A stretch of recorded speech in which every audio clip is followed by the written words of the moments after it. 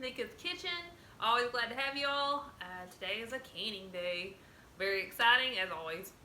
Today we're going to do I would call it a southern staple, like pinto beans. But I'm doing it southern style. I'm going to add some pork fat. In this case, it is salt pork. If you guys aren't familiar with it, it's just like, I think it's part of the belly that they just salt really good. And it's just a really fatty, salty piece of meat used for seasoning. Generally, we discard the meat when we eat our beans, but it just adds a ton of flavor that it's worth putting it in there. I've also do these with leftover ham hocks, and I don't know if there's any other pieces that I've done with it, any other pieces of the pig, but ham hock works well for this. I do that a lot with my leftover ham hock for the holidays.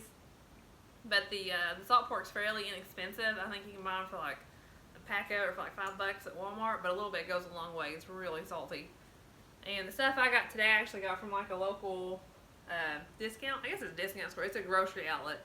They kind of have like a butcher in store where we are. So they have like a lot of kind of like specialty items. But this whole thing cost me about $3, I think. Like, it's not a lot. It's not very expensive at all.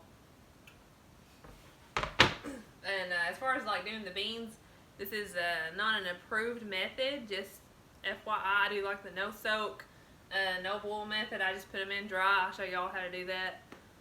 But if you're not comfortable doing it that way, that's fine. This is what works for me. This is the easiest way that I've done it, and nobody's gotten sick from it yet. So all I'm doing to start off with, I've got about a gallon of water boiling on my stovetop, and I'll show you guys how I fill the jars. I've got 6 quart-sized jars here. They're regular mouth. We'll start off by adding 1 cup of dry pinto beans per jar. You can rinse and drain these or sort your beans if you want. Make sure you're not like canning any rocks or anything, but most of the time I don't.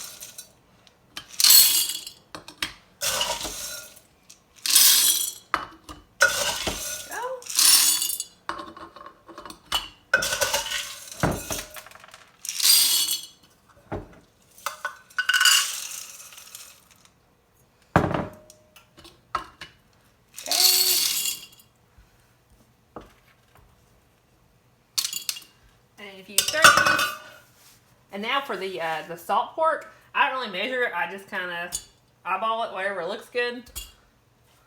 I'll add a little bit to each one, and then whatever's left, I'll divvy up between them all. I kind of, not like huge chunks. I want the heat to be able to like permeate the meat.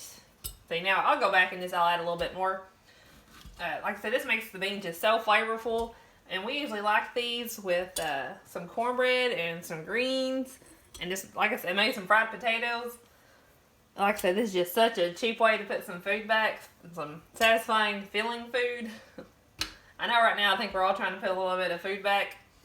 But it's hard. It's like prices are so expensive. And it's hard to put food back and pay for your week-to-week stuff. So this is a really good option if you want to get some more food on your shelves. But you really don't have a lot of money.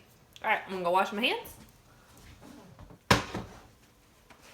Alright, and like I mentioned at the start of the video, add some water boiling on the stove. You want to fill these with hot water. And we're just going to fill them to 1 inch of headspace.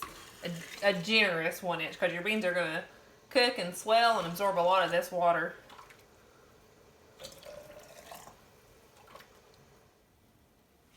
I actually had to warm up a little bit more water. I ran out.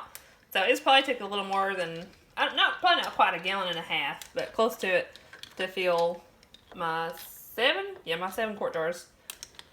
And now we're just going to go through and debubble. I usually don't have a whole lot of bubbles with my beans. I think just where they just don't allow a whole lot of air in between them.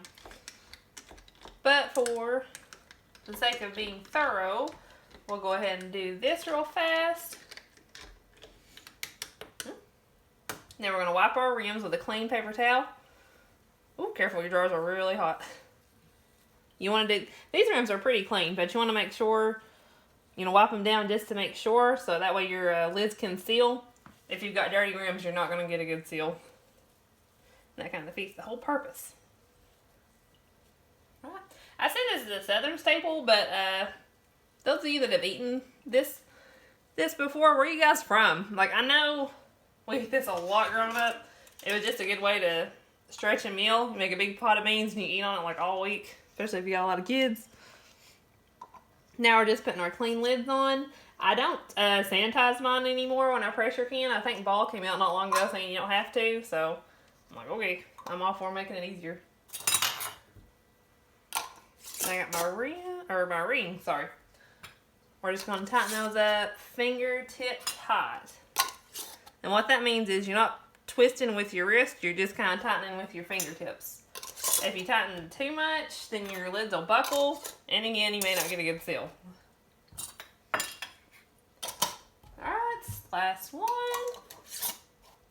Okay, we're going to pop these in the canner. I've got 2 inches of water at the bottom of my canner, along with my canning rack, and I'm just going to set these all on top. So this is what they look like in the canner, all nice and snug. They're just sitting on top of the canning rack down there. Yeah.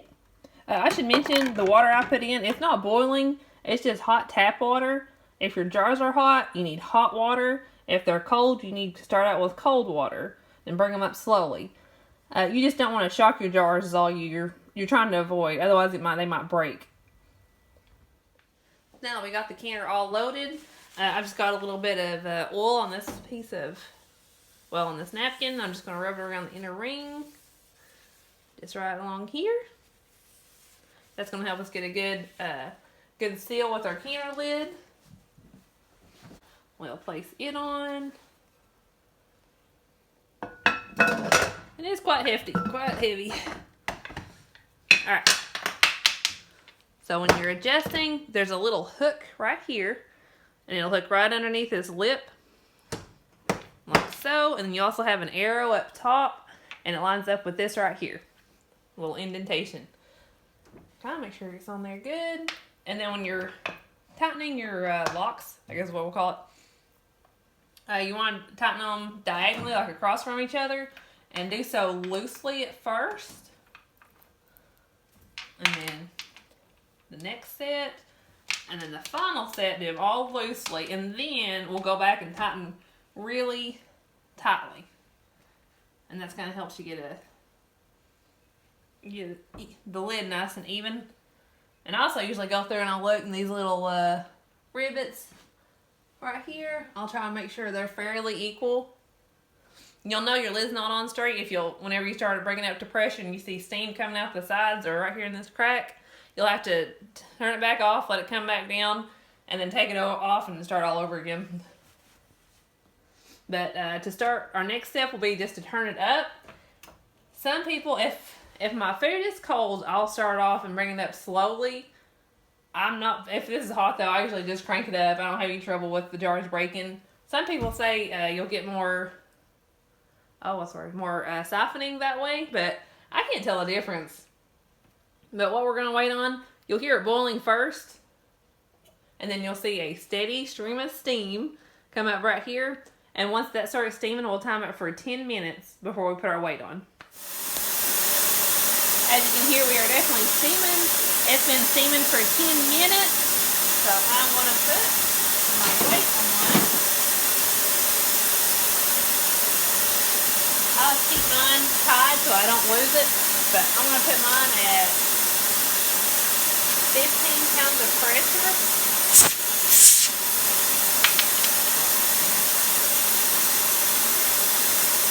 I'm going to put mine at 15 pounds of pressure. Oh, goodness. I need 15 pounds of pressure for my altitude based where I live at. You can consult your canner's manual to figure out how much you need. But we're going to let this go. When it starts jiggling and my pressure gauge gets all the way to 15, then I will start my processing time.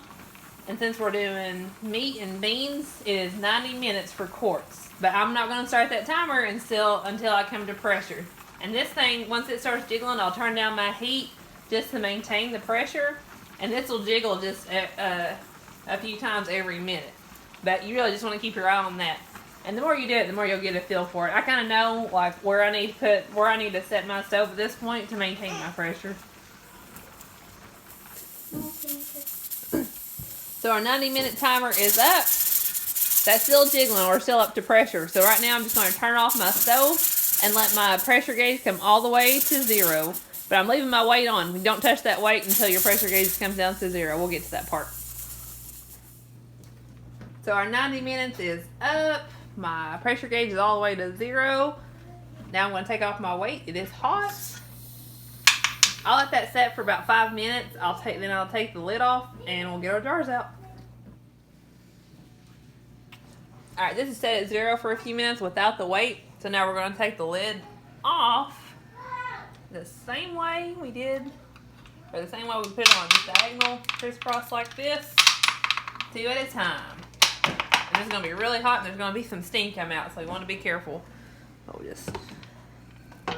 There we go. And some people kind of set the lid like this and let it cool off completely. I'm just going to set mine aside. And we'll go ahead and take our jars out. Again, some people, they like to let their jars cool down really slow. And they'll let them actually cool down completely in the canner.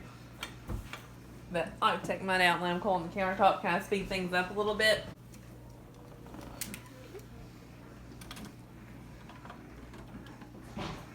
Alright, you see the bubbling? That's usually a good sign. There's our salt pork, and our beans are fully cooked.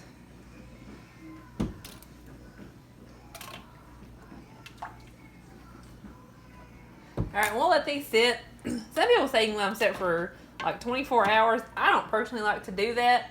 I'll check them tonight before bed. I'll give them, I don't know, probably like 5 hours or so. And see if they've all sealed. And how I check to see if they've sealed after they've set for a while, I'll take the rims off and I'll just pick them up by the lid. I don't store mine with the rings, sorry. I take the rings off and I'll lift them up by the lid. And I don't store mine with the rings on. It's just not necessary. And I can use those rings for my next canning project. Alright. So the jars have been setting for a few hours now. I'm just going to show you how I check mine. That's it. I mean, it is on there. You can't pry it off. You got a good seal. Alright. I'll check all of these. And probably tomorrow morning, I'll just take a damp cloth and I'll wipe them all down, make sure they're clean. The outside of the jars are clean, and I'll label them. And then I'll put them away. But that's it. Just a really cheap, easy meal with some, like I said, we like ours with some cornbread, fried potatoes. It's a classic. Whoop. Yep. And they all sealed. Thanks for watching.